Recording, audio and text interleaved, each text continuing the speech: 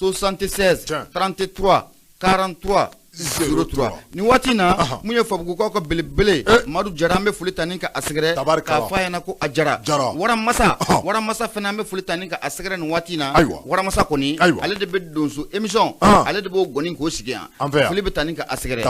Abu Safinɛ Jara sirajan t'an ma an b'a dabɔ indépendant ne bɛ n bolo don bɛ bɔ ni a ye maa mun kumalen don sɔgɔmada in na o de ye Abulaye Jara Jarakɛ a ko ka ɲɛsin mun ye dunko juguya o ma jamana nafolo yɛrɛ kɔni i bɛna ye k'a fɔ ko mun ye i bɛ ka tile o waati nafolo mun na a bɔra an ka jamana kɛsu la n'an ka ma ko la loi d'orientation et de programmation militaire nafolo mun o bɔra ka taa o sira fɛ Abu Safinɛ Jara ko a ko a wulila kura ye dɛ i bɛna ye k'a fɔ mun ye Abulaye Jara a y'a yira k'a fɔ ko kunu mun ye officier caman Abu Safinɛ Jara tɛgɛ taara ka da olu kan dɛ olu la i bɛna ye k'a fɔ ko mun ye chef d'état major kɔrɔ o ba ale la n'o de général Musa Bemba Keita an bɛ don min na comme bi a bɛ koko n'an ni ɲɔgɔn cɛ la o la o bɔlen kɔfɛ ko mun ye opérateur économique caman a bɛ sɔrɔ bosobaw ko fɔ olu fana ko u lamɛnna Abu Safinɛ Jara jamana in nafolo n'o de fiyɛna Mali kiiritigɛlakaw kalilen don a kan cɛ o cɛ de bɛ k'a fɔ k'i y'a ŋɛnɛmu Abu Safinɛ Jara i b'a fɔnɔ koyi o siratigɛ de la a ko kunun ko wulikajɔ ko o kɛra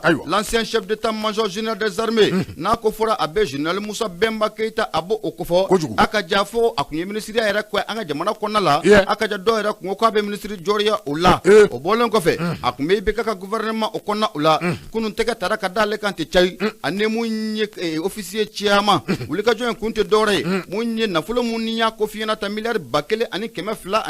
ani kɔ o mun bɔra mun ye IBK tile a waati 2015 ni kana bila 2019 o kɔnɔna la nafolo in bɔkun kun tɛ dɔwɛrɛ ye mun ye anw ka lakanabaw Abu Safinɛ Jara u bɛ se ka jo cogo min na anw ka lakanabaw ka cɛta kɔni ko o kɛ mun ye Mali fantan naani bɛɛ lajɛlen fɛ nafolo in bɔkun kun tɛ dɔwɛrɛ fana ye Abu Safinɛ Jara mun ye maramafɛnw ye a ka ja n'a bɛ pankuru yɛrɛ ko fɔ o bɛ se ka sanga da anw ka lakanabaw ma cogo min na nka Abu Safinɛ Jara jateminɛw y'a yira k'a fɔ wulikajɔw kɛra k'a yira k'a fɔ ko nafolo in k'a dira maa minnu ma nafolo in siga t'a la ko a ma taa a sira fɛ dɛ détournement o kɛra a la surfacturation o kɛra a la escroquerie o kɛra a la o misali jɔnjɔn ye fɛn jumɛn hélicoptère minnu na a sanna i bɛ ka tile o waati n'an k'a ma ko super tigano Abu Safinɛ Jara fo ka taa fara mun ye maramafɛn caman o kan a caman kɔni kun dalen bɛ idisi kan waati tɛmɛnw na an ka jamana o kɔnɔna o la a fasiriba ka fɔ la mun ye Abulaye Jara ye a y'a yira k'a fɔ ko hali mun ye mobili dɔw Abu Safinɛ Jara a wari ko o bɔra anw ka kɛsu kɔnɔ Abu Safinɛ Jara hali sini anw ɲɛ da mobili ninnu kɔni o kan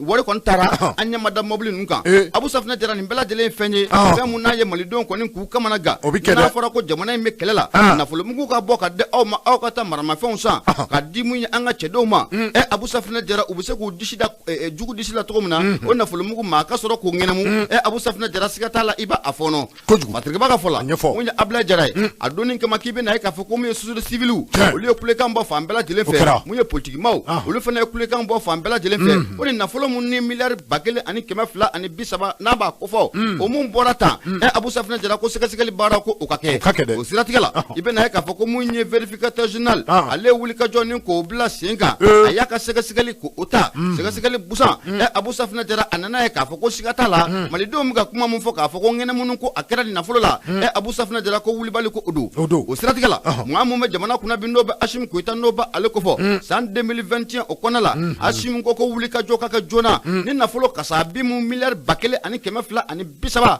a mun bɔra ta a tun bɛ maa minnu bolo ko sɛgɛsɛgɛli baara ko o ka boloda joona fatigiba ka fɔ la a ko mun ye jamana faama n'a ma ɲɛ k'a fɔ ko ale kɔni ye sira di kiiritigɛlakaw kɔni ye a tɔ ka a timɛ koyi o siratigɛ la k'i bɛ na ye k'a fɔ ko kunu mun ye général Musa Bemba Keita chef d'état major kɔrɔ don Abu Safinɛ Jara a bɛ koko naanu ni ɲɔgɔn cɛla o la o tɛmɛnen kɔfɛ ka bɔ Abu Safinɛ Jara i bɛ na ye k'a fɔ ko maa mun fana bɛ ne tɛgɛ taara ka dɔ o kan o de général Mustafa Darabo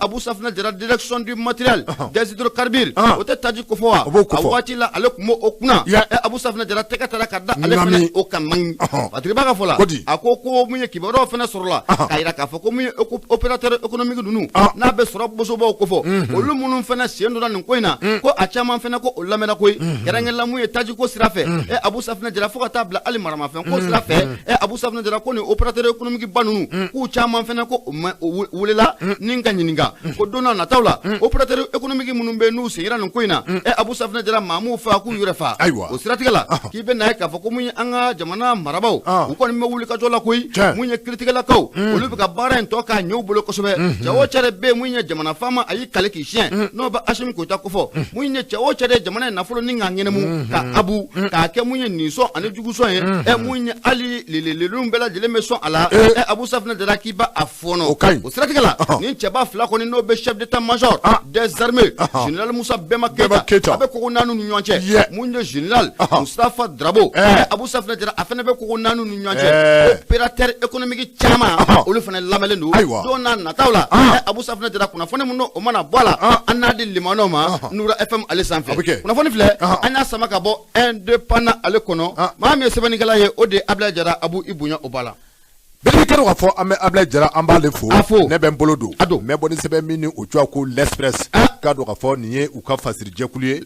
ni k'a dɔn k'a fɔ a bɔra bi arabadon in na mɛ kalo tile 18 a ye k'a dɔn k'a fɔ min bɛ tali kɛ hali bi coopération n'o ye k'a dɔn k'a fɔ jɛɲaɲɔgɔn min bɛ Mali ani Russie cɛ a ye k'a dɔn k'a fɔ an bɛ waati min na komi bi min bɛ tali kɛ k'a dɔn k'a fɔ anw ni Rusilakaw ka hali bi jɛɲaɲɔgɔn la a ko ni dɔ tɛ ka fara a kan ko dɔ bɛ ka fara a kan dɛ ma anw ni Russie ka jɛɲaɲɔgɔn ko a bɛ ka sankɔrɔ ta koyi k'a sababu kɛ alamisadon n'o bɛnna mɛ kalo tile 12 ma minisiri min bɛ yen ni o ɲɛsinnen bɛ défense ma des forces armées et de la défense général Sadio Kamara ale ko tɛ walima colonel Sadio Kamara k'a dɔn k'a fɔ colonel Sadio Kamara ani maa min bɛ yen ni o bɛ Rusilakaw ka ambassadeur ya a ɲɛmaaya la bi ni o cogoya ko Igor Gromyko k'a dɔn k'a fɔ ko u ye ɲɔgɔn ye kɛ ɲɔgɔn ye nafa a sɛbɛ bonyana ɲɔgɔn ye in kɔni k'a dɔn k'a fɔ n'i y'a ta ka lajɛ kɔrɔfɔ caman de tɛmɛna ninnu ni ɲɔgɔn cɛ min bɛ tali kɛ Sadio Kamara la ani k'a dɔn k'a fɔ ministre min k'a dɔn k'a fɔ ambassadeur min ni o bɛ Rusilakaw cogoya la ni a bɛ anw fɛ Bamakɔ yan n'a cogoya ko Igor Gromyko k'a dɔn k'a fɔ kɔrɔfɔ caman tɛmɛna u ni ɲɔgɔn cɛ kɔrɔfɔw bɛ tali kɛ fɛn min ka kɛrɛnkɛrɛnya o bɛɛ lajɛlen ti dɔwɛrɛ dɛ jɛɲaɲɔgɔn min bɛ Mali ani Russie la cɛ bi k'a dɔn k'a fɔ jɛɲaɲɔgɔn in a bɛ se ka sankɔrɔta hali bi cogo min na min bɛ tali kɛ k'a dɔn k'a fɔ ambassadeur la a kɔni y'a jira k'a fɔ a nisɔndiyara kosɛbɛ k'a sababu kɛ min ni an b'a wele ko la montée en puissance de l'armée malienne a k'a dɔn k'a fɔ ko nisɔndiya bɛ ale kan koyi k'a sababu kɛ bɛɛ lajɛlen ɲɛ bɛ a la k'a dɔn k'a fɔ ko kɔnɔdimi tɛ ko ɲɛdimi don dɛ k'a sababu kɛ min bɛ tali kɛ Mali armée la wulikajɔ kɔni ko a sɛbɛ boloda la tiɲɛ don k'a dɔn k'a fɔ ko olu ka jɛɲaɲɔgɔn a bɛ a kɔnɔ nka k'a dɔn k'a fɔ ko foli ani tanu kan ka ta ka di armée k'a sɛgɛrɛ k'a sababu kɛ k'a dɔn k'a fɔ armée bɛ yɔrɔ min na bi ni armée tɛ fila ye a k'a dɔn k'a fɔ ko Mali cɛdenw min ni o ye Mali sɔrɔsilakaw ye k'a dɔn k'a fɔ ko u bɛ sɔrɔsiya ko u bɛ a dɔn u bɛ a dɔnna kari min ni o bɛ wele ko armée professionnelle k'a dɔn k'a fɔ ko Mali sɔrɔsiw don dɛ kuma k'a dɔn k'a fɔ ko kɛlɛ min ni a filɛ senna bi a k'a dɔn k'a fɔ tiɲɛ don olu kɔni bɛ yan formation o cadre kɔnɔ olu bɛ yan k'a dɔn k'a fɔ min bɛ tali kɛ kɛlɛkɛminɛnw bɛ se ka ladege cogo min na olu bɛ yan o hukumu kɔnɔ nka u n'a ta o ta maa minnu bɛ yen ni olu bɛ tɛrɛ kan maa minnu bɛ yen k'a dɔn k'a fɔ ni olu bɛ ka saw foroki ka busamisɛnninw k'olu foroki k'a dɔn k'a fɔ min bɛ tali kɛ jadi wale kɛbaaw la i k'a dɔn k'a fɔ ka tugu u kɔ ka taa u minɛ f'u ka dingɛ labanw na a ye k'a dɔn k'a fɔ ko o kɛbaa ye armée cɛdenw ye o kuma ye k'a dɔn k'a fɔ min bɛ tali kɛ Mali sɔrɔsilakaw la ale kɔni tigɛlen bɛ a kan k'a fɔ min ni a bɛ wele ko armée professionnelle a ye k'a dɔn k'a fɔ ko Mali sɔrɔsiw don dɛ o don kuma min bɛ tali kɛ hali bi ambassadeur la n'o ye Igor Gromyko ye a kɔni y'a jira k'a fɔ hali bi min bɛ tali kɛ coopération min ni o bɛ Mali ani Rusilakaw cɛ a ye k'a dɔn k'a fɔ ko nin coopération min bɛ tali kɛ hali bi a bɛ se ka sinsin cogo min na olu na to Mali kɛrɛfɛ waati bɛɛ lajɛlen na walasa i k'a dɔn k'a fɔ coopération min ni o bɛ tali kɛ jɛɲaɲɔgɔn la a jɛɲaɲɔgɔn a bɛ se ka sabati cogo min na kɛrɛnkɛrɛnnenya k'a dɔn k'a fɔ anw ni olu ka jɛɲaɲɔgɔn a bɛna sabati fɛn min ka o dɔ ye politiko siraw ye n'a fɛɛrɛ ni dabali bɛɛ lajɛlen tigɛ min bɛ tali kɛ dɛmɛ ani dɛmɛ la a bɛ se ka ta ka anw ka jamana in sɛgɛrɛ cogo min na politiko o sira kan n'o bɔra yen min bɛ wele ko défense n'o ye surasi ko ye armée ko k'a dɔn k'a fɔ ko u n'a fɛɛrɛ ni dabali bɛɛ lajɛlen tigɛ min bɛ tali kɛ Mali la ka to an senkɔrɔ sanga ani waati bɛɛ lajɛlen k'a dɔn k'a fɔ k'an bɔ an bɛ dingɛ min kɔnɔ armée ko o siraw kan kɛlɛw bɛ se ka daja an na cogo min na k'u na o fɛɛrɛ ni o dabaliw bɛɛ lajɛlen tigɛ walasa k'a dɔn k'a fɔ jamana in bɛ se ka bila kɛnɛ kan cogo min na jamana in a bɛ se ka bɔ tɔɔrɔ kɔnɔ cogo min na kuma hali bi ambassadeur a kumana a y'a jira k'a fɔ ko min bɛ tali kɛ communauté internationale la maa minnu bɛ yen k'a dɔn k'a fɔ n'u bɛ fɛ ka fɛɛrɛ ni dabali bɛɛ lajɛlen tigɛ min bɛ tali kɛ k'a dɔn k'a fɔ jɔɲɔnya min bɛ Mali ani Rusilakaw cɛ k'a dɔn k'a fɔ ka fɛɛrɛ ni dabali bɛɛ lajɛlen tigɛ ka o don galama la a ko fiyewu min bɛ tali kɛ o maaw la o hakilina jugu bɛ maa minnu na a ko o kɛta tɛ dɛ mais k'a dɔn k'a fɔ partenariat n'o ye jɛɲɔgɔnya ye u bɛ Mali ani Rusi cɛ a bɛ san caman bɔ mais k'a dɔn k'a fɔ partenariat min ni a bɛ sɔrɔ bi ko dɔwɛrɛ tɛ ko k'a kuraya o dɔrɔn de don mais k'a dɔn k'a fɔ ko u na to anw kɛrɛfɛ saga ni waati fana k'u bi a ɲini malidenw fɛ malidenw fana ka u hakilila to Rusilakaw la saga ani waati walasa jɛɲɔgɔnya a bɛ se ka sankɔrɔ ta cogo min na fasiri filɛ nin ye an ye min bɔ k'a dɔn k'a fɔ Express kɔnɔ a bi Suratilakaw olu yɛrɛ ka fasiri jɛkulu kumakan don awɔ Abu Safinɛ Jara bogotiginin ka sijɛ kanu a tɛ taa lebu kɔ mun ye indicateur du renouveau ne bɛ n bolo don n bɛ bɔ ni a ye Seku Tunkara mun ye Tunkara ye Tunkarakɛ ko bolo ko a bɔra a kana dɛ le politologue urgent an bɛ don min na comme bi ko tɛgɛ ko a bɔra a kana indicateur du renouveau mun ye o de a kumara a ko mun ye nin cɛ kɔfɔlen n'a bɛ Seku Tunkara n'a bɛ ale kofɔ ni bɛɛ lajɛlen kama ko le politologue de New York Abu Safinɛ Jara i bɛ na ye k'a fɔ ko kunun ko wulikajɔ bilala sen fɛ fan naani bɛɛ lajɛlen fɛ walasa mun ye tɛgɛ a bɛ se ka bɔ nin cɛ kɔfɔlen kan na cogo min na o siratigɛ la mun ye communicatif procureur ale kɔni ye tɛgɛ bɔ nin cɛ kɔfɔlen kan na n'a bɛ Seku Tunkara n'a bɛ ale kofɔ Fatigiba ka fɔ la a ko hakili lajiginna i bɛ na ye k'a fɔ ko mun ye dimanche don n'o bɛnna mɛ kalo tile 15 ma san 2000 ani san 22 n'a fɔ waati mun na Seku Tunkara a kun bɛ mun ye radio so dɔ kɔni o la jamukan bannen waati mun na ko tɛgɛ ko taara ka da sugu ye nin cɛ kɔfɔlen kan n'a bɛ Seku Tunkara n'a bɛ ale kofɔ le politologue siratigɛ la mun ye tɛnɛndo n'o bɛnna mɛ kalo tile 16 ma mun ye procureur mun n'ale bɛ communicatif kunna ɛsiga t'a la ko o ye mun ye nin cɛ kɔfɔlen ne bɛ Seku Tunkara kofɔ ka a lamɛn o tilala k'a lasegin ka na n'a ye k'an ye o kɔni o kɔnɔna o la Fatigiba ka fɔ la a ko mun ye Seku Tunkara di politologue de New York Abu Safinɛ Jara n'i y'a jateminɛ k'a lajɛ ko plainte caman ba de kun donnen bɛ nin cɛ kɔfɔlen kama koyi a plainte dɔw yɛrɛ la mun ye Imam Mamudu Diko ale kɛrɛfɛmaa dɔ fana k'o ka plainte o b'a kɔrɔ fo ka taa bila mun ye Maliki Konate n'ale bloqueur ka ɲɛmaaba ye jamana in kɔnɔna la yan ale fana ka plainte ko o kun bɛ nin cɛ kɔfɔlen kɔma Abu Safinɛ Jara a ko kunun n'o bɛnna mɛ kalo tile 17 ma san 2000 ani san 22 ko mun ye Seku Tunkara a seginna kura ye ka taa mun ye tribunal kɔni o kɔnɔna o la o siratigɛ la ko wulikajɔ kɛra Mali fantan naani bɛɛ lajɛlen fɛ maabaw y'u da don baro in na walasa mun ye fɔ ka bɛn o bɛ se ka na Seku Tunkara ani Maliki Konate ni ɲɔgɔn cɛ cogo min na deliw kɛra walasa mun ye Maliki Konate a bɛ se ka yafa mun ye Seku Tunkara ma cogo min na Fatigiba ka fɔ la a ma ɲɛ mun kɔ mun ye Maliki Konate a y'a ka plainte kɔni ka a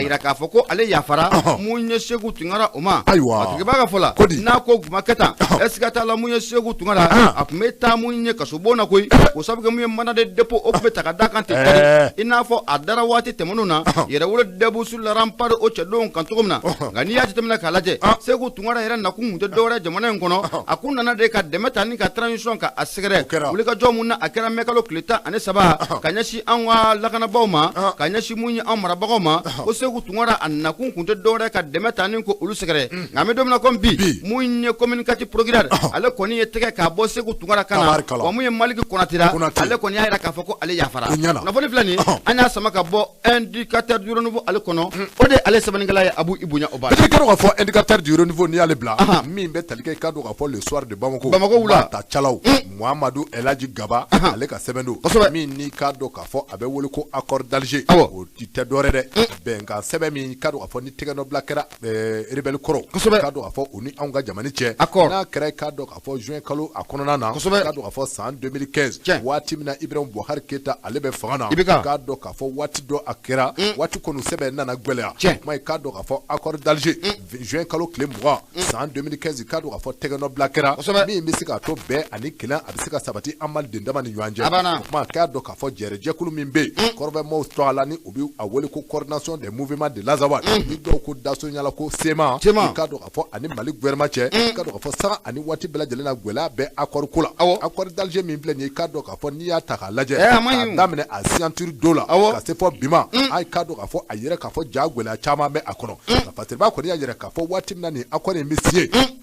a bina fɔ Mali a marabaa kɔrɔw a bina fɔ u tɛgɛ kɔni tɔnɔ mina ka da u kɔ walasa k'a dɔn k'a fɔ u ka nin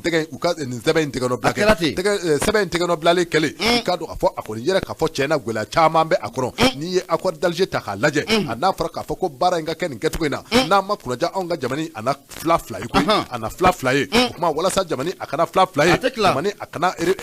partition kana kɛ ko i k'a dɔn k'a fɔ a waleya dɔw bɛ yen i k'a dɔn k'a fɔ accord d'Alger kɔnɔ a dɔw baara kɛ man di i k'a dɔn k'a fɔ a appliquer man di o sababu la i k'a dɔn k'a fɔ min bɛ tali kɛ wuli ka jɔ o nana boloda i k'a dɔn k'a fɔ 18 août san 2020 i k'a dɔn k'a fɔ Ibrahim Boubacar Keïta ale ka fanga a nana dafiri pewu maa minnu bɛ yen i k'a dɔn k'a fɔ ni olu bɛ camancɛla fanga ɲɛmaaya la bi Assimi Goïta ka taa se i k'a dɔn k'a fɔ Choguel Kokala Mayiga ma i k'a dɔn k'a fɔ bakurubaya la les colonel i k'a dɔn k'a fɔ an bɛ waati min na i komi bi ko ninnu ni u ko ku n'i ko bananku a bɛ ti taa ɲimi fa wɛrɛ i bɛ taa ɲimi kɛ an y'o fɔ bɛɛ ɲɛna yan ko Assimi ninnu k'a dɔn k'a fɔ ko mun ye sɔrɔsi fanga Abu Safinɛ Jara démocratie fanga yɛrɛ nana tilegan fɛ de fanga nana tilegan fɛ fanga bɛ kɛ tan de ni a fɛn u b'a fɛn ka ɲɛsin ma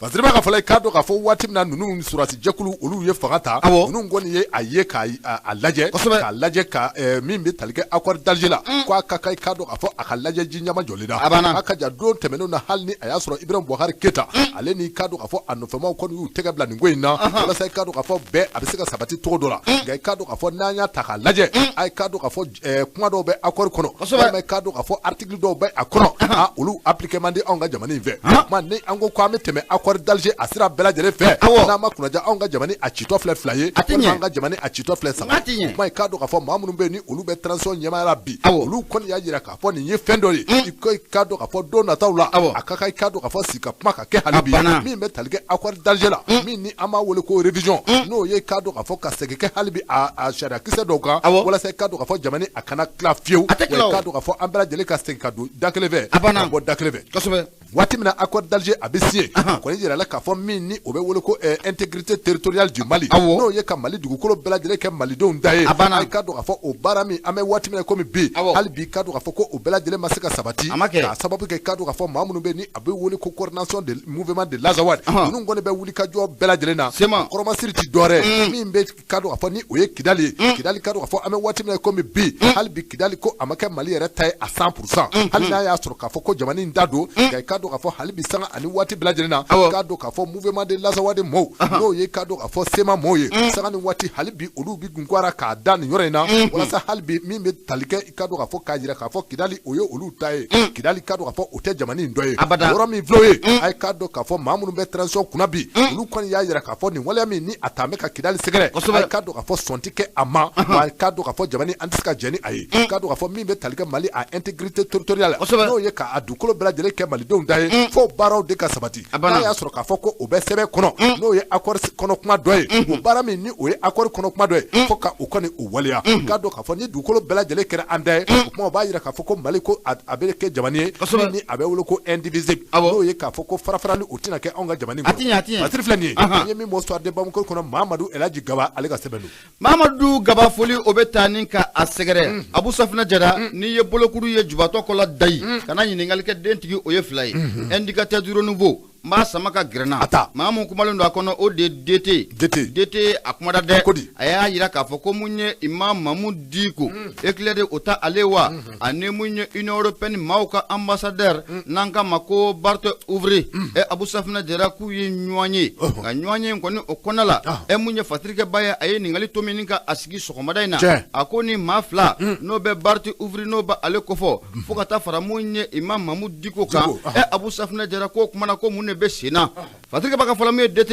a y'a jira k'a fɔ ko mun y'a jateminɛ k'a lajɛ kunun n'o bɛnna mɛ kalo tile 17 o ma san 2000 ani san 22 Imam Diko a ka centre belebele min bɛ n'an k'a ma ko centre pour la paix de l'Imam Diko Abu Safinɛ Jara k'u ye nin cɛ kofɔlen n'o bɛ Union européenne maaw ka ambassadeur Abu Safinɛ Jara k'u y'a bisimila ko ye fatirikɛba ka fɔla k'a bɛ mun ye Imam Mamu Diko i bɛ n'a ye k'a fɔ ko a ka nin centre in ko a sigira sen kan sanga ni waati bɛɛ lajɛlen na occidentaux n'a bɛ nanzaraw ko fɔ fɔ u n'a kɔni bɛ ɲɔgɔn ye waati bɛɛ lajɛlen na nin santiri a kɔnɔna o la Abu Safinɛ Jara ko in kɔni ko a kuma ko a sɛbɛkɔrɔ cayara maa kɔni fɛtaw fɔ maa caman fɛnɛ ko o kumara kunun ta in kɔni o la Patrick Ba ka fɔ la a ko nin cɛ kɔfɔlen n'o bɛ ambassadeur mun na bɛ Union européenne maaw kunna n'an k'a ma ko Parti ouvri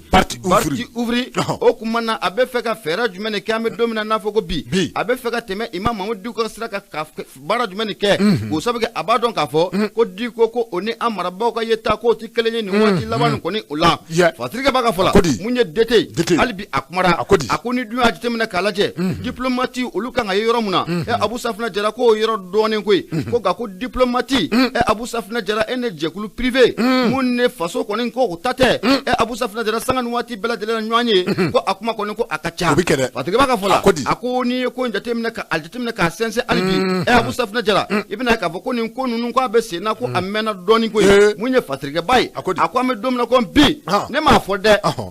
ayi ɲɛ bɛ min sɛbɛnni na i bɛ k'o de kalan les autorités maliennes doivent réagir avant qu'il ne soit trop tard ne y'a fɔ wa les autorités maliennes doivent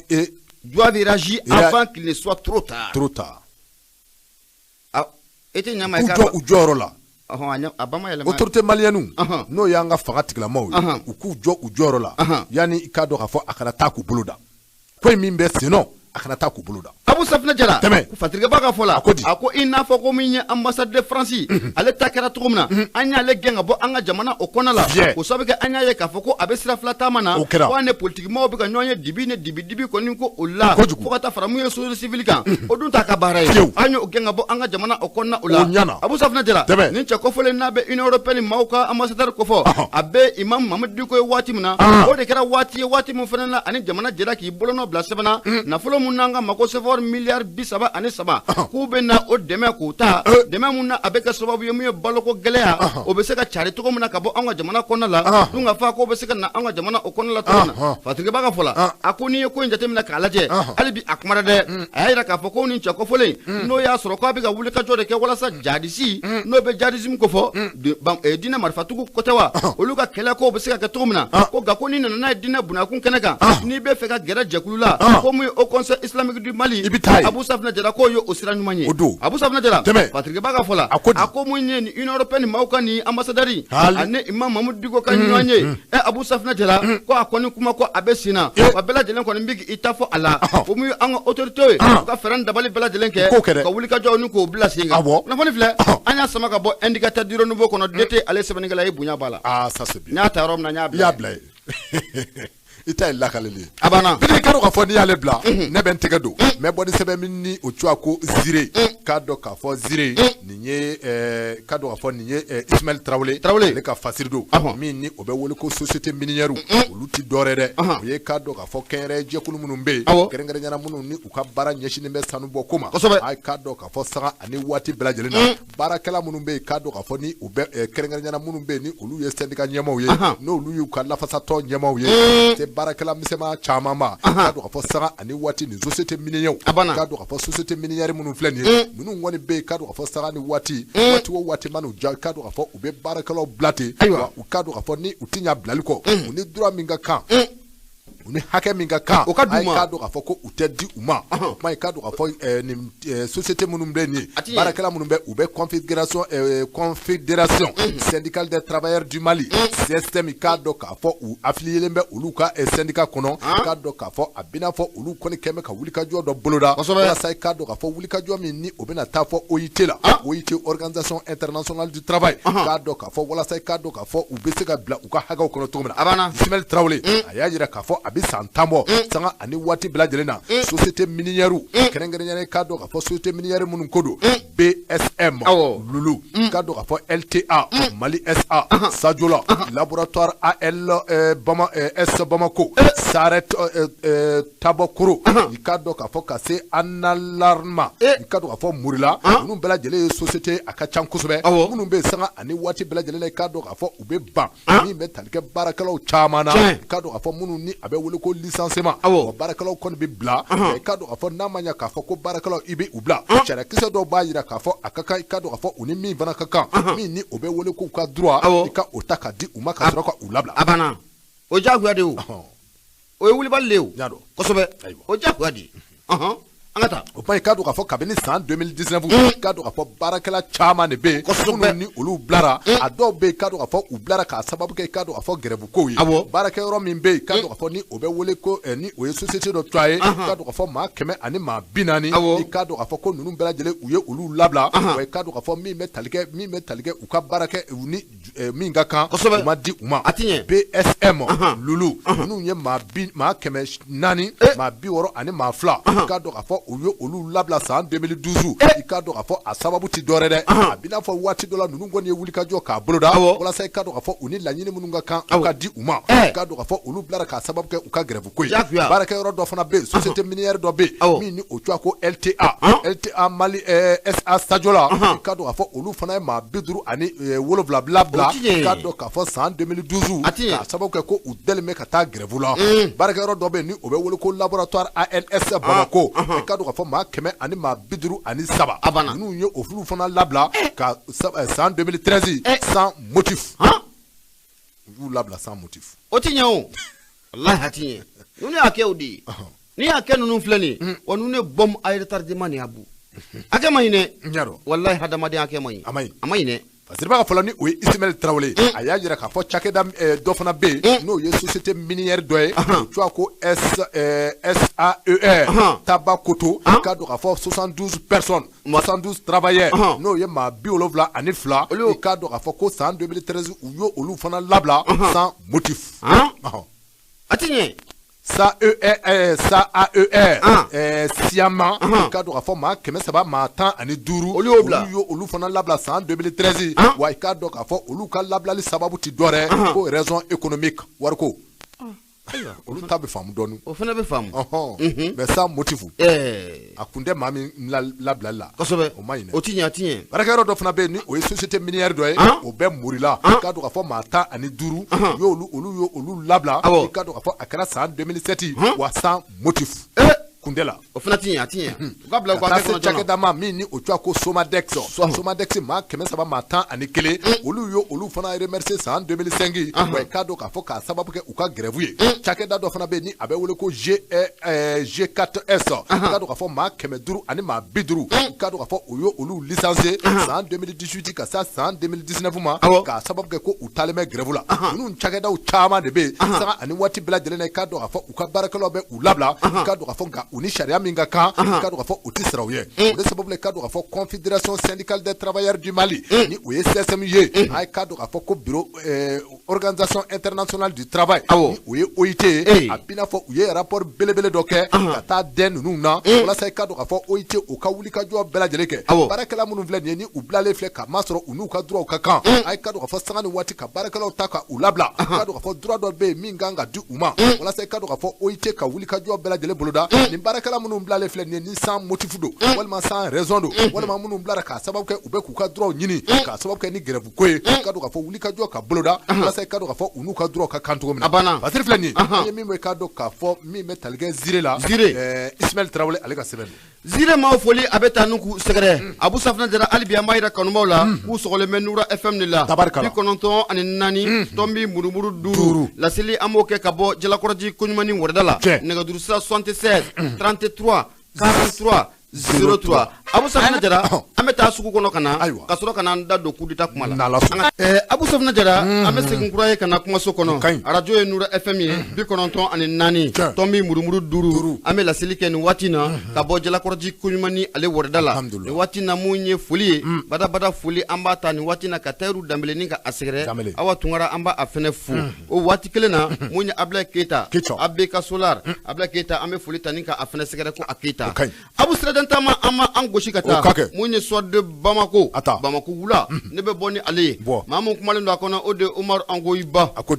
dɔgɔnɔkɛ a kumara a ko an bɛ don min na ko bi Bamako kɔni kɔnɔna la ko a sɛbɛkɔrɔ chauffeur la koyi i bɛ na ye k'a fɔ ko kunun wulikajɔ bilala sen kan maa damadɔ ko tɛgɛ ko a taara ka da olu kan tɛ cari o maa ninnu na i bɛ na ye k'a fɔ ko mun ye sema ye n'a bɛ dinɛ marifatigi kɔrɔ ninnu n'a bɛ marifatigi kɔrɔ ninnu kɔfɔ n'an ko ma ko SR Belu olu ka jalatigiba kelen officier kelen ko o ba a la o siratigɛ la mun ye mouvement ino be coordination des mouvements de Lazawate u ka maa dɔ fana be no de Atai Ag Mohamed ale kɔni bɔra ka kunnafoni k'a jira cari ka yira k'a fɔ ko nin cɛ kɔfɔlen ko a minɛli mun kɛra ɲɛma k'u tɛna jɛn n'a ye bi k'u tɛna jɛn n'a ye sini Fatirikeba ka fɔ la a ko an bɛ don min na comme bi jamana marabaaw kɛlen bɛ ka wulikajɔ ni k'o bila sen kan nin waati laban ninnu o la mun ye lakanabaaw ye n'a bɛ finitigilakaw kofɔ maa minnu tun bɛ fɛ ka fanga ni ka a dafiri tɛgɛ a bɛ se ka da u kan cogo min na o siratigɛli la k'i bɛ na ye k'a fɔ ko an yɛrɛ ka jamana gouvernement ale bɔra ka communiqué k'o kɛ communiqué mun kɔnɔna la a y'a yira k'a fɔ ko mun ye mɛn kalo tile 11 ni ka n'a bila a tile 12 la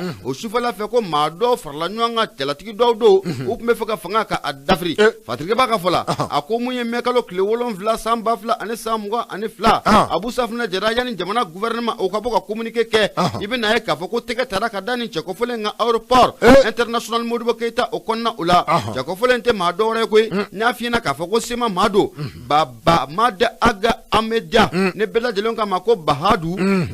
ale ye sema maaw ka officier belebele ye wa an bɛ don min na comme bi a kun bɛ mun ye guruma u ka poste min bɛ guruma a kun b'o de la nka i bɛ na ye k'a fɔ ko mun ye mɛn kalo tile 7 san 2022 an ka maaw ye tɛgɛ kɔni k'o dale ka aéroport international Modibo Keita de Bamako Senu ale kɔnɔna la koyi o waati in ni cɛkɔfɔlen kun bɛ na pankuru ta ni k'i kunda Gawo kɔnɔna o kan a yɛrɛ kun jigilen bɛ maa mun fɛ yan Bamakɔ Abu Safina Jara n'o de Lamite Aga Abdalayi u tɛgɛ tara o fana kan an bɛ don min na comme bi Fatirikeba ka fɔ la o yɔrɔnin bɛɛ mun ye kunun Atai Ag Mohamed ale kɔni ye sema maaw ka représentant ye mun ye comité de suivi de l'accord pour la paix et la réconciliation ale ye olu ka lasigi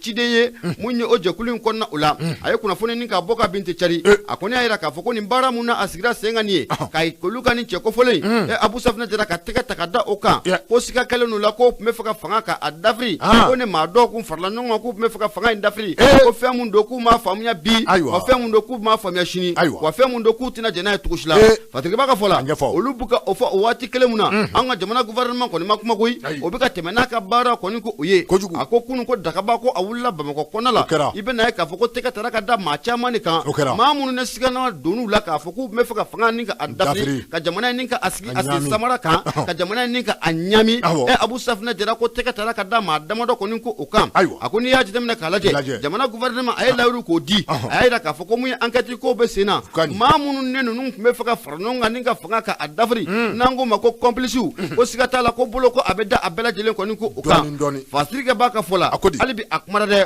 a ko o siratigɛ la k'i bɛ na ye k'a fɔ ko bolo kɔni ko a dara maa caman kan kunun o maaw la i n'a fɔ n ye maa mun tɔgɔ f'i ɲɛna sisan n'a bɛ se ma maaw ka nin jalatigi n'a b'o kofɔ siga t'a la ale ba a la i bolo kuru Abu Safina Jara mun ye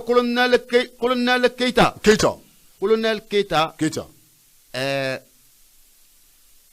tɔgɔ in de bɔra n kɔnɔ Colonel Keita u y'a sɛbɛn ten dɔrɔn tɔgɔ yɛrɛ de bɔra n kɔnɔ tɛmɛ colonel Keita o ye filanan ye ale bɛ colonel Keita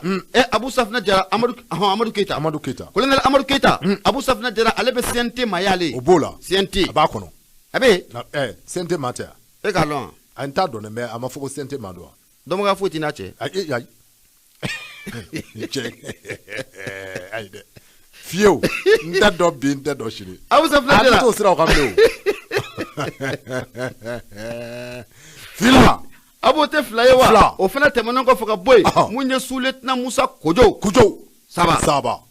capitaine Dirisa Kɔnɛ 4 lieutenant Mohamed Samake 5 l'agent chef Sidiki Traoré 6 sergent chef Amadou Diallo 7 balima dɔ bɛ nin na dɛ jɔn balima e kɛ ayi fiyewu capitaine Dirisa e ma tɔgɔ fɔ e ye ne balima jumɛn tu amena Dirisa Kɔnɛ tɛ balima ye Dirisa Kɔnɛ wa Kɔnɛ cogo di i t'a lajɛ ko ɲuman capitaine Dirisa Kɔnɛ ayi a lajɛ ko ɲuman a b'a la o a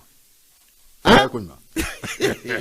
Abu Safina Jara i bɛ na ye k'a fɔ ko tɛgɛ kɔni ko a dara ninnu kan tɛ cari hali n'o y'a sɔrɔ mun ye jamana gouvernement ale kɔni ma bɔ ka kunnafoni k'o di fɔlɔ nka mun ye soit de Bamako maaw Umaru Angoyiba ale kɔni y'a yira k'a fɔ ko kibaruya kɔni k'o sɔrɔla k'a fɔ ko ni maa minnu filɛ nin ye n'an bɔra k'an da don o tɔgɔ la sisan ko siga kɛlen don olu la koyi ko nin de tun bɛ fɛ ka fɛɛrɛ kɛ ni ka fanga ka a dafiri nka an bɛ don min na comme bi ko in sɛbɛkɔrɔ carilen don hali bi wulikajɔw bɛ sen na ninnu ni maa minnu tun bɛ fɛ ka fara ɲɔgɔn kan ka fanga ɲini ka a dafiri Abu Safina Jara bolo ko abe se ka da o kan tugum na ma wolonfila I bolo korota a sema ma ba ala o ye kelen o te kelen Sous-lieutenant Musa Kojo fila capitaine Drissa Kone saba colonel Amadou Keita nani CNT o tale odo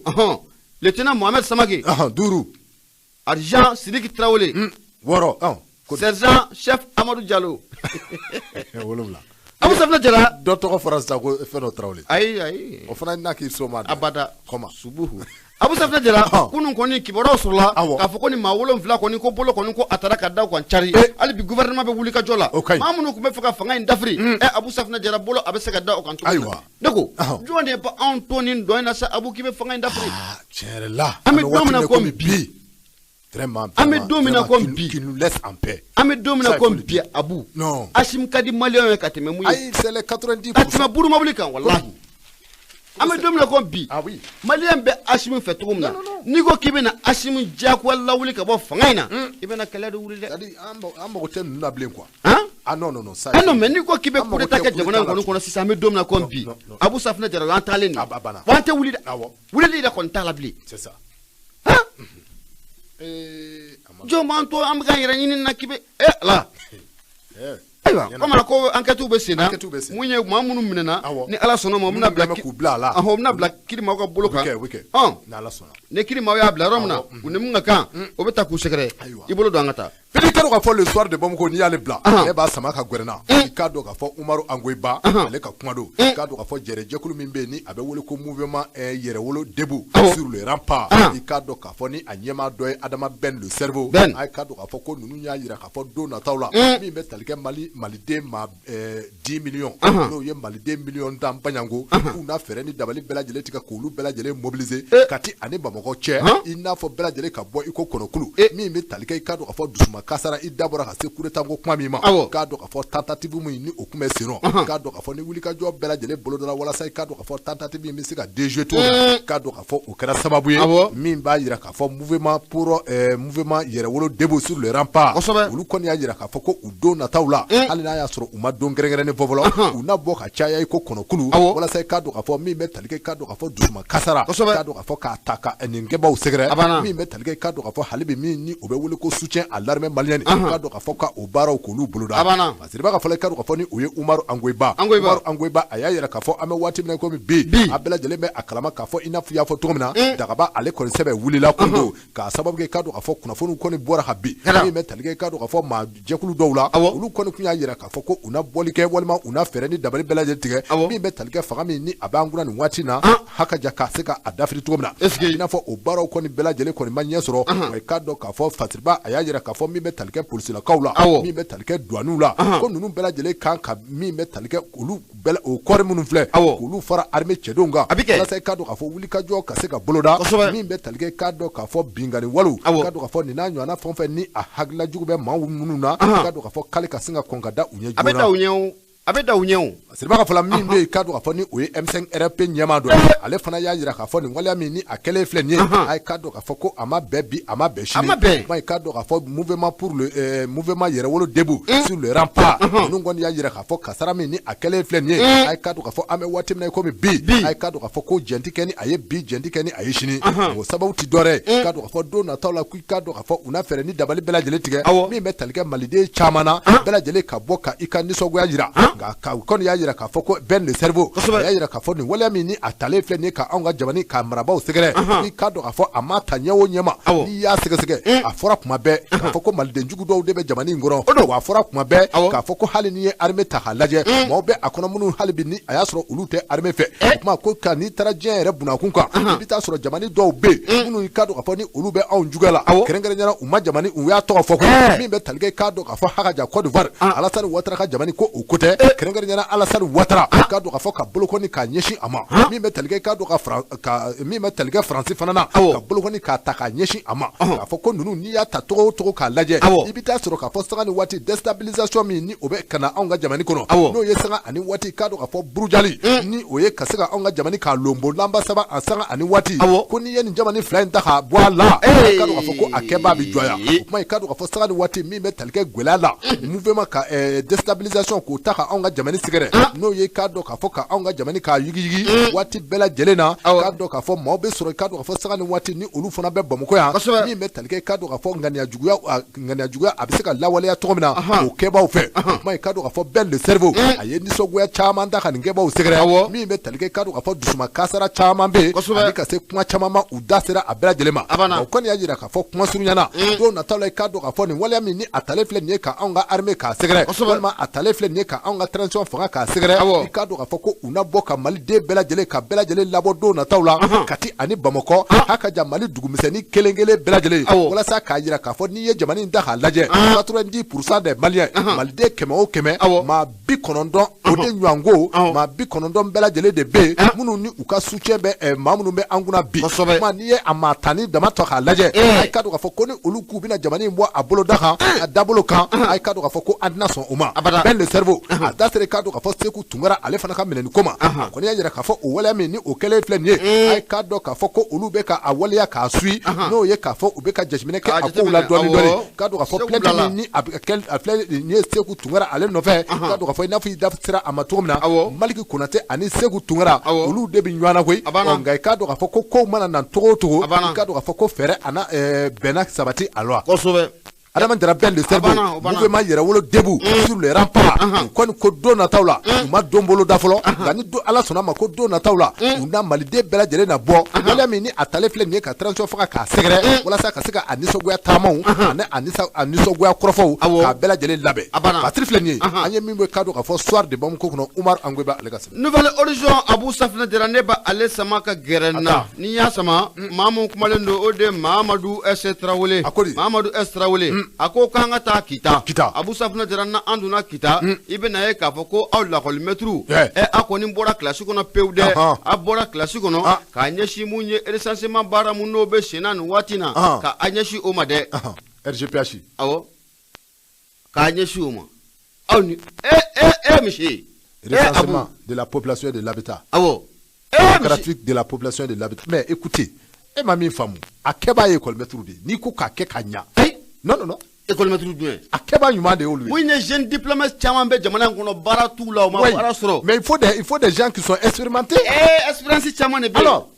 ani école ti ɲɔgɔn cɛ koyi a bɛ ɲɔgɔn cɛ non mais baara in bɛ se ka kɛ samedi ni dimanche fɛ a ye sabali sa a kana to wari ka a ti d'a ma ne yɛrɛ ka kilasi kɔnɔ ne yɛrɛ to yen pewu mais nin fana waati na kalan a sɛbɛ n'i ye kalan yɛrɛ jɔ wagati de mois de mai mois de mai de juin a tɛ kulonkɛ kalo ni ye o alamu maa minnu kɔni bɛ ka kɛ f'u ka sa taasi fila foyi t'a la Mamadou S Tarawele ka baara kɛ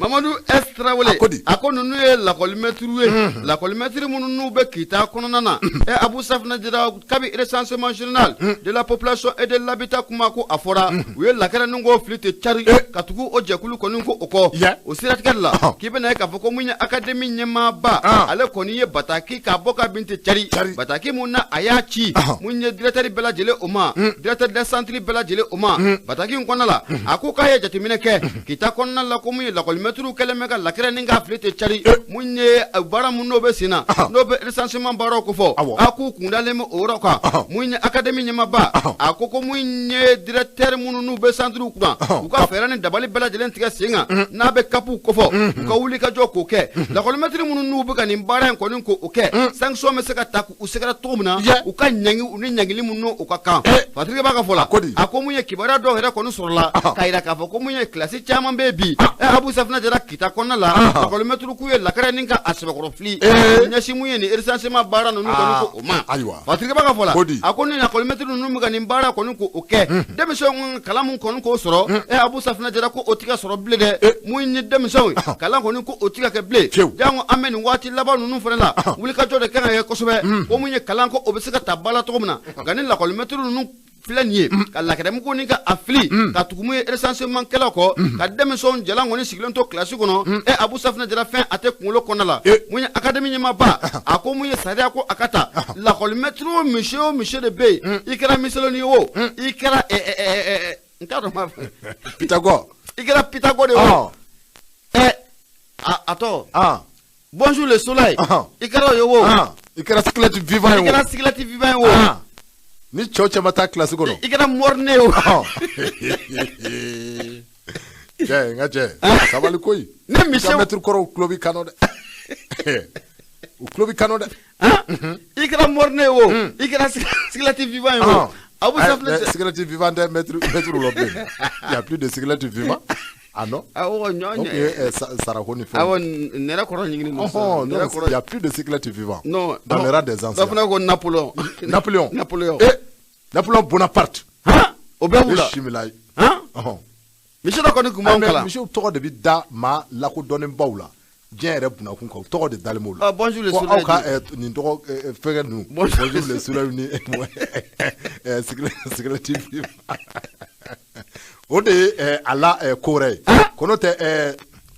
Napoléon Bonaparte olu ye maa lakodɔnnenw ye minnu ni u dɔnnen bɛ diɲɛ yɛrɛ bunnakunbaw kan kuma n'i y'an jɔ a daw la u ka na monsieur yɛrɛ bɛ tɛmɛ nka cigarette vivant morne ayi non monsieur bɛ tɛmɛ école na o bɛ ka monsieur yɛrɛ kɔrɔ fɔ a t'a dɔn ko nin ka fɛn ma tɔgɔw dalen bɛ monsieur la ale yɛrɛ tɛ sigi a kan k'a fɔ ko nin y'ale tɔgɔ ye i yɛrɛ bɛ tɛmɛ u ɲɛna u bɛ k'i tɔgɔ k'i kɔrɔfɔ i t'a dɔn k'a fɔ ko ayi m'a f'i ɲɛna école la hawla an yɛrɛ ka monsieur dɔ tun bɛ yen sule dɔ tun b'ale bolo ko bonjour le soleil o sule ninnu kun wulilen don tan sɔgɔma o sɔgɔma a bɛ tile fo o tuma mun y'a nun wuli i bɛ monsieur de a b'a ko ni ji de wa i bɛ monsieur de aw minnu ye monsieur aw minnu b'a don olu sabaraw tɛ don bilen an y'olu bilara sa aw bila sisan ta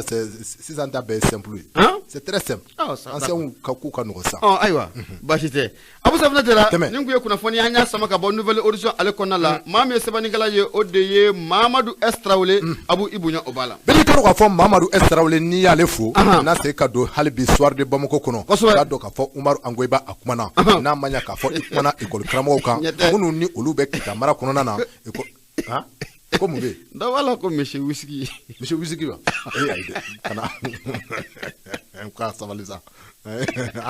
o kelen kɔni les anciens c'est les plus sages an ka taa o kuma min ye Umaru Angoyiba ye i k'a dɔn k'a fɔ ale fana kumana école karamɔgɔw kan kɛrɛnkɛrɛnnenya i k'a dɔn k'a fɔ nin mi jɛrɛ jɛkulu ko fɔ min ni o ye syndicat de l'éducation i k'a dɔn k'a fɔ gouvernement kun kɛlen bɛ ka proposition min kɛ u ye kɛrɛnkɛrɛnnenya i k'a dɔn k'a fɔ article 39 o maaw ko tɛ ninnu kɔni y'a jira k'a fɔ gouvernement kɛ bɛ ka proposition min kɛ n'o bɛ tali kɛ i k'a dɔn k'a fɔ proposition de prime la min ni k'a dɔn k'a fɔ a hakɛ tɛ tɛmɛ 10% kan kɛmɛ sarada dɔrɔmɛ 10 min bɛ tali kɛ i k'a dɔn k'a fɔ walima 15 bayango a k'a dɔn k'a fɔ gouvernement kɛ bɛ ka nin proposition min kɛ i k'a dɔn k'a fɔ école karamɔgɔw ye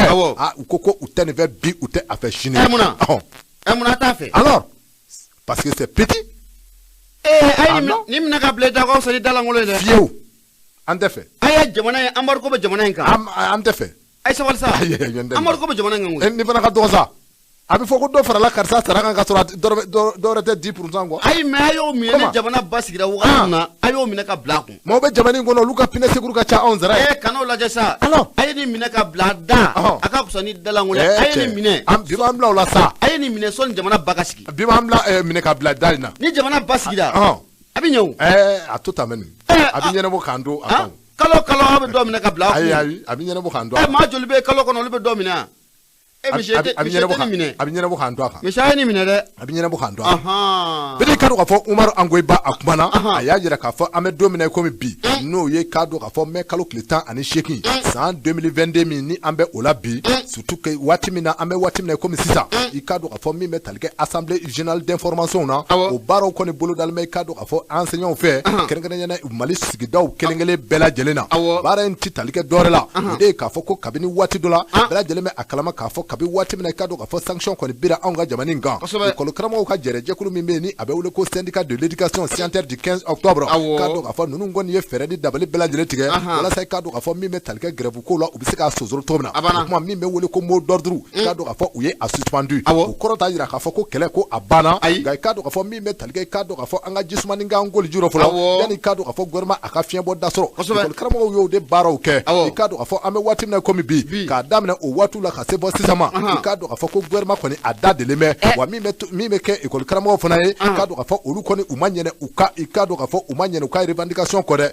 ni o y'u ka laɲiniw ye kuma i k'a dɔn k'a fɔ a bina fɔ nin waati in na école karamɔgɔ kɔni ye fɛɛrɛ ni dabali bɛɛ lajɛlen tigɛ a ka ja k'a lajɛ ni filen bɛ se ka biri filen kɔnɔ o ti dɔwɛrɛ dɛ ne ka tu k'a gosi kuma k'a ɲini gouvernement fɛ i k'a dɔn k'a fɔ tiɲɛ don anw kɔni kun y'a k'a dɔn k'a fɔ sanction ka kɛ ni sanction min ni CEDEAO kɛlen bɛ k'o bila an kan anw kun y'a ɲini tɔgɔ bɛɛ lajɛlen na min bɛ tali kɛ i k'a dɔn k'a fɔ an ka mot d'ordre la an y'a suspend fɔlɔ nka i k'a dɔn k'a fɔ anw kɔni kun b'a fɛ k'aw ɲininka a ka ja article 39 min ni a kan ka kɛ giri kura ye giri kura min ni o kan ka kɛ sababu ye min mi dɔ kɛ farankan ye école karamɔgɔw kun k'a dɔn k'a fɔ a laɲini an b'a fɛ k'a dawuli koyi nka gouvernement kɔni y'a jira k'a fɔ anw bɛ se ka min kɛ aw ye k'a dɔn k'a fɔ ko o ye 100 sarada 10% an na o di aw ma walima 15% a ye nin minɛ ka bila aw dala fɔlɔ o ka fisa a dalangolo école karamɔgɔw kɔni bɛ jɔyɔrɔ min na bi o ti dɔwɛrɛ dɛ o ye k'a fɔ ko dalangolo k'o ka fisa nin minɛ nin dɛ o kuma i k'a dɔn k'a fɔ min bɛ wele ko grille du personnel enseignant a ye k'a dɔn k'a fɔ ko ninnu b'a fɛ ka fɛɛrɛ ni dabali bɛɛ lajɛlen tigɛ i k'a dɔn k'a fɔ ka kɛ ni article 39 ye école karamɔgɔw kɔni y'a fɔ u b'a fɔ gouvernement ye cogo bɛɛ lajɛlen na min ni o bɛ wele ko grille o ka kɛ u cogoya la kuma o bɛ kɛ sababu ye dɔ ka se ka fara farankan kan nka min ye gouvernement ka proposition ye ni o ye 10% à 15% ye a ye k'a dɔn k'a fɔ u tɛna sɔn o minɛni ma dɛ k'a sababu kɛ k'a dɔn k'a fɔ a ka dɔgɔ n'i y'a ta k'a lajɛ ko n'i ye 10% ta k'a lajɛ k'a dɔn k'a fɔ école karamɔgɔ min bɛ yen ni a ka diplôme bɛ bɛɛ lajɛlen ni sira fɛ o ti dɔwɛrɛ dɛ o 10% bɛ bɛn 2,200 dɔrɔn de ma o de dɔrɔn ye 11 000 le dɔrɔn mais un catégorie A de l'enseignement a y'aw minɛ sa Abu 11 000 2,200 ni 200 a y'aw minɛ sa ni jamana basigira ni nin ye a sanayɛlɛmaw ta ye 2,200 ni 200 ye a garadilenbaw ta ye i tulo b'a la maintenant minnu bɛ duguma olu dɔw tɛ tɛmɛ 100 kan aw sa a ye nin minɛ man ɲi mais a bɛ fɔ ko dɔ de farala sara kan a ye nin minɛ n'an taara hali sugu la u bɛ dɔ fara u ka tigadɛgɛw n'u ka tulu ni fɛn bɛɛ kan ko parce que dɔ farala a ye sabali a ka nin minɛ ni jamana basigira sabali sa ni jamana basigira a bɛ ɲɛ ayi non a ye gasu sabali sa gasu gasu ko k'an k'a minɛ a ye nin minɛ ni jamana basigira a bɛ ɲɛ o awɔ e dar'o la siga t'a la dɛ karamɔgɔ bɛ nin jaabi Facebook kan ni jamana basigira a bɛ ɲɛ ayiwa a bɛ sara awɔ bɛɛ bɛ bilen k'a kɛ kɔnɔ ayiwa nka jamana bɛ bolo min kan bi an k'an jɔ basigi kana fɔlɔ ayiwa ni basigi nana waati min na laɲini a bɛ kɛ n'i y'a mɛn k'i ɲɔgɔnna laɲinikɛla tɛ a bolo o k'a sɔrɔ lafiya bɛ yen lafiya bɛ yen dɛ c'est vrai o tɛ n cɛ ni minɛ ka bila i da la i n'a fɔ an b'a fɔ bamanankan na cogo min tiɲɛ na a ka fisa dalangolo a ka fisa n'a ye dɛ ala sɔnna ma an b'a ɲini a ka faamu o kuma i k'a dɔn k'a fɔ min bɛ tali kɛ Umaru Angoyi Bala a ko école karamɔgɔw k'a dɔn k'a fɔ an bɛ waati min na komi bi min bɛ wele ko ka misigiliw yira n'o de ye k'u ka fangaw yira a bɛ n'a fɔ don nataw la u na o boloda k'a sababu kɛ k'a dɔn k'a fɔ ninnu kɔni y'a yira k'a fɔ olu ka proposition tɛ dɔwɛrɛ ye hali ni a ma ɲɛ k'a fɔ ko dɔ a bɛ kɛ prime ye gouvernement kɔni ka fɛɛrɛ ni dabali bɛɛ lajɛlen tigɛ prime ninnu mana jɔya cogo cogo fɛn min bɛ tali kɛ a 20% na a kana jigin o ni duguma nka n'a jiginna o ni duguma a ye k'a dɔn k'a fɔ ni u ma u ka laɲiniw lamɛn a ko min mana bɔ a la don nataw la ko a tɛna jigin a tɛna kɛ an si ɲɛnama ka ɲɛmaa min bɛ yen ni o ye Usumani Alimudu ye k'a dɔn k'a fɔ ale kɔni a ye nin kɔrɔfɔkan ninnu a y'a sarada k'a dɔn k'a fɔ radio sow ani sɛbɛnfuraw la walasa k'a dɔn k'a fɔ école karamɔgɔw bɛɛ lajɛlen ka bɔ a kalama k'a fɔ kunnafoni min ni a bɛ ka di écoledenw ma école karamɔgɔw ma bi a kun tɛ dɔwɛrɛ dɛ k'a dɔn k'a fɔ baara in min bɛ u ni gouvernement cɛ k'a dɔn k'a fɔ wulikajɔ minnu bolo dala kabini waati tɛmɛnenw na ka se sisan ma kɛrɛnkɛrɛnnen k'a dɔn k'a fɔ ni a y'a sɔrɔ k'a fɔ min ni o bɛ wele ko base n'o ye k'a dɔn k'a fɔ dugumamaw ye ni dugumamaw kɔni sɔnna k'a fɔ ko 10% an k'a minɛ k'a dɔn k'a fɔ ko a n'a minɛ koyi ni dugumamaw ma sɔn a k'a dɔn k'a fɔ ko u kɛtɔ tɛ k'a minɛ kuma ko a m'an wolo min na ko bɛɛ lajɛlen na bɔ u kalama fasiri filɛ nin ye an ye min bɔ k'a dɔn k'a fɔ soir de Bamako kɔnɔ Umaru Angoyi Bala ale ka sɛbɛn don a ye nin minɛ a y'a minɛ an b'aw deli 10% a ye nin minɛ Abu a ka dɔgɔn dɛ a ye nin minɛ ni basigi nana dɔ bɛ fara a kan a bɛ ɲɛnabɔ i m'a fɔ ne basigi nana a bɛɛ bɛ ɲɛnabɔ kana nɛgɛn dɛ parce que ni ɲɔgɔnnaw de fana bɛ kɛ jamana in kɔnɔ ni a bɛ fɔ ko a ye nin minɛ ka bila a da la fɔlɔ n'a y'o minɛ n'a ma kunnaja a tɔ bɛ kɛ gɛlɛya ye tun ayisa a ka ɲi a bɛ ɲɛ o a bɛ ɲɛ awɔ ayiwa a bɛ ɲɛ an bɛ don min na komi bi jamana bɛ bolo min kan bi an bɛ fɛɛrɛ kɛ lakana o de bɛ se ka na o de bɛ se ka sabati cogo min na ni lakana sabatira yiriwali bɛ kɛ o yiriwali bɛ kɛ o ni yiriwali kɛra Abu Safinɛ Jara bɛɛ lajɛlen bɛ bila i ka hakɛ kɔnɔ nka ni jamana ma basigi n'an ko k'an bɛ nin waati ninnu ka laɲiniw waati ye a tɛ sogolo dɛ a tɛ sogolo dɛ kosɛbɛ nin waati in na mun ye Ayisata Tunkara n'an bɛɛ k'a ma ko Sisi Ayisata Tunkara an bɛ foli ta ni ka a sɛgɛrɛ nin waati in na Faransi kɔnɔna la Abu Safinɛ Jara an tɛ bi ta an t'a kuru k'a da yan o tɛ waati sera dɛ an ka nin kuru k'a da yan foli ne ta n'u ni walimadɔ an b'a ta ni k'a bɛɛ lajɛlen k'u sɛgɛrɛ